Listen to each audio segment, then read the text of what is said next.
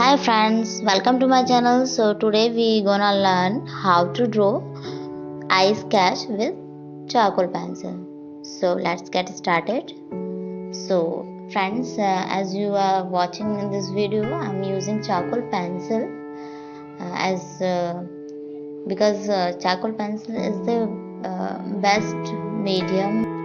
और अगर आप चारकोल पेंसिल यूज़ करते हैं देन इसका रिज़ल्ट बहुत ही अच्छा आता है। अगर आप बिगिनर हैं और आप रियलिस्टिक पेंटिंग करना चाहते हैं और आप स्मूथनेस लाना चाहते हैं अपनी पेंटिंग में, so it's a very important to use charcoal pencil. So ये यूज़ होता है चारकोल पेंसिल का स्मूथनेस लाने के लिए। सो बेसिकली एक अच्छा आई ड्रॉ करने के लिए फर्स्टली आपको आई का जो आप लाइंस ड्रॉ करेंगे आई की, तो ये बहुत ही मैटर करता है कि हमारी जो आई की लाइन है वो बहुत ही अच्छी तरीके से ड्रॉ हुई हो। तो थोड़ा सा आई की जो लाइंस होती है वो थोड़ी कर्वी होती है, तो ये हम बहुत ही इम्पोर्टेंट चीज़ होती है हमारी पेंसिल स्केच में। तो ये चीज़ बहुत ही ध्यान रखने वाली बातें हैं। सो और बेसिकली मैं शेड्स की बात करूँ चारकोल पेंसिल्स के शेड्स की, तो शेड्स तो इससे जैसा कि मैंने बताया आपको कि इससे स्मूथनेस मिलती है हमारी पेंटिंग को।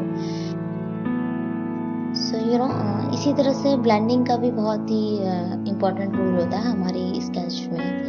सो as you can see in this video I am using blending tools. So you can also use your finger tips for merging and blending, but जो हम हैंड से करते हैं एंड ब्लेंडिंग टूल से करते हैं दोनों का इफेक्ट अलग अलग आता है। तो बेस्ट मीडियम तो दोनों ही है। अगर आप हैंड से ब्लेंडिंग करते हैं तो भी अच्छा है और ब्लेंडिंग टूल से, बट ये है कि ब्लेंडिंग टूल से अगर हम पेंसिल स्केच की ब्लेंडिंग की बात करें तो ब्लेंडिंग टूल से पेंसिल स्केच की जो ब्लेंडिंग होती है बहुत ही अच्छे तरीके से और स्मूथ तरीके से होती है, जो कि शायद हमारी जो फिंगर टिप्स होती है ये हमें इतनी स्मूथनेस नहीं दे पाती है।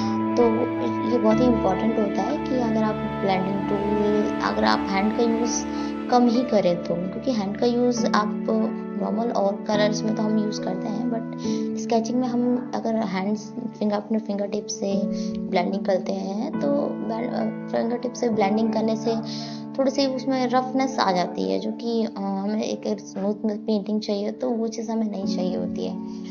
तो ध्यान रखिए कि अगर आप फिंगर्स का यूज़ भी कर रहे हो तो थोड़ा सा लाइटली प्रेस करेंगे अपने फिंगर टिप्स को, ज़्यादा एम्फसाइज करके ज़्यादा प्रेशर नहीं डालेंगे अपने फिंगर टिप्स पे, सो दैट आप वो स्मूथनेस वाली फीलिंग आपको मिल सके। So here I am using blending tool as this is a paper blending tool. So basically ये ब्लेंडिंग टूल्स आपको मार्केट में इजीली अवेलेबल हो जाती हैं। सो देखते हैं कैसा रिजल्ट आता है इसका। So keep watching this video till the end.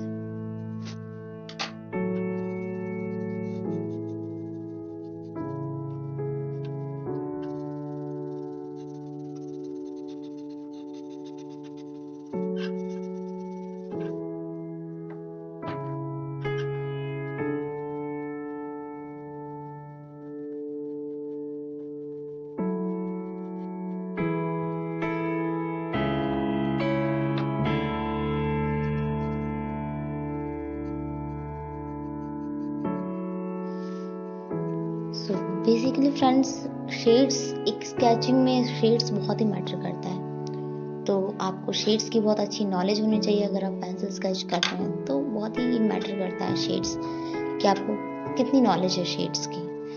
So basically हमें डेप्थ एरिया पता होना चाहिए कि आईज का या नोज़ का, कोई भी बॉडी फिगर या कोई भी सीनरी या पेंटिंग बना रहे हैं तो कौन सा एरिया डेप्थ, कहाँ पे डेप्थ ज़्यादा होनी चाहिए, कहाँ पे डेप्थ कम होनी चाहिए। तो these are the main basic things जो हमें की रिक्वायरमेंट है किसी भी स्केचिंग के लिए, पेंटिंग के लिए। तो ये चीज़ें बहुत ही मैटर करती है। तो आपको शेड्स का पता होना चाहिए, जैसे कि अगर हम आईज बना रहे हैं तो उसमें कौन सा पार्ट है जहाँ पे बहुत ही ज़्यादा डेप्थ होनी चाहिए, जहाँ बहुत ही ज़्यादा डार्क टोन हमें यूज़ करना चाहिए, और कौन सा ऐसा पार्ट है जहाँ पे हमें बहुत ही लाइट टोन यूज़ करना है। तो ये चीज़ें भी बहुत मैटर करती है। जैसे कि आप देख रहे हैं ना, आईब्रो और आईज के बीच का ये जो गैप होता है, तो इसमें जो सेंटर वाला पार्ट होता है वहाँ पे वो बहुत ही उभरा हुआ होता है। तो ये सारी चीज़ें बहुत ही मैटर करती है हमारी पेंसिल स्केच में।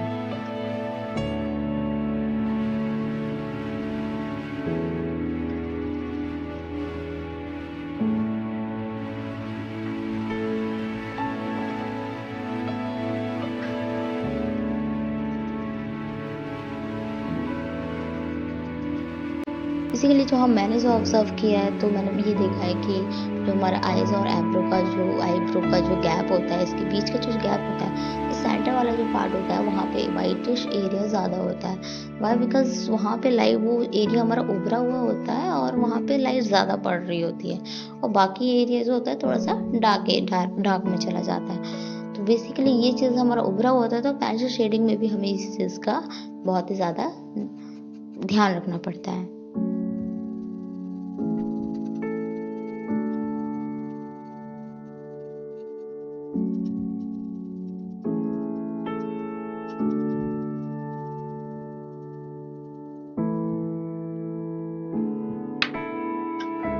So friends, here I am using pencil eraser.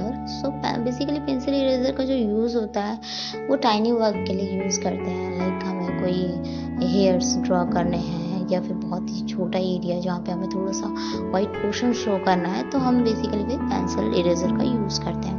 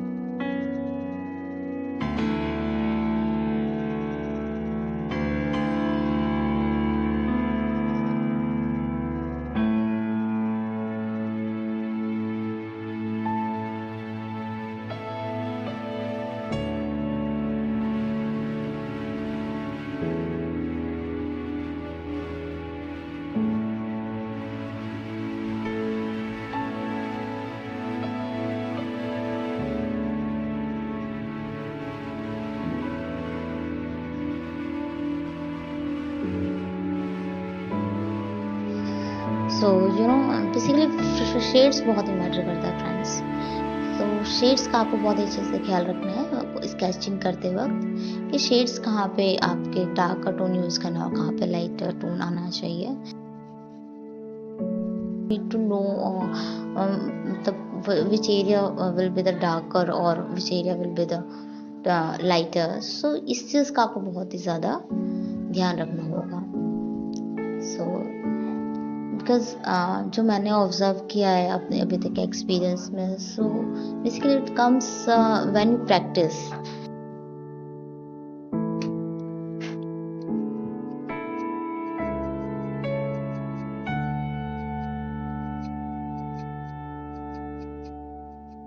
If you really want to learn pencil sketch, then you have to practice, and you have to need more and more practice if you want to do pencil sketch.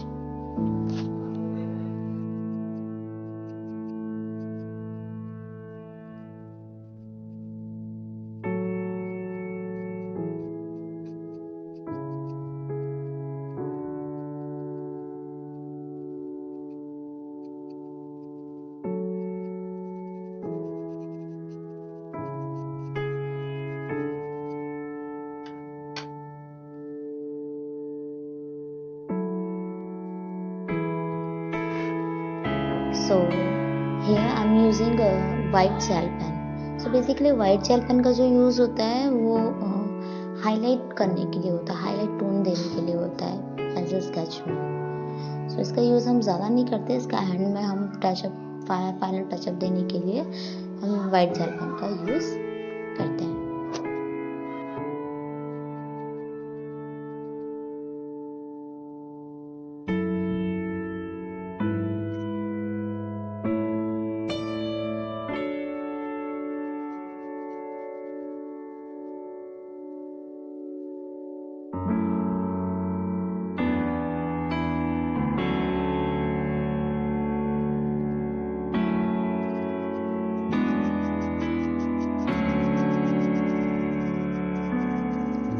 So friends, I hope you like this video. So मेरे इस channel पे बने रहिए, और अगर आपने अभी तक मेरे चैनल को सब्सक्राइब नहीं किया है तो प्लीज़ सब्सक्राइब कर लीजिए। एंड अगर आपको वीडियो पसंद आई हो तो एक लाइक ज़रूर कर दीजिएगा, और you can also share with your friends. And so sketch से रिलेटेड आपको कोई भी अगर जानकारी चाहिए या आप और स्केच से रिलेटेड वीडियोस चाहते हैं तो आप कमेंट बॉक्स में मुझे बता सकते हैं। सो कीप वॉचिंग, मिलते हैं नेक्स्ट वीडियो में।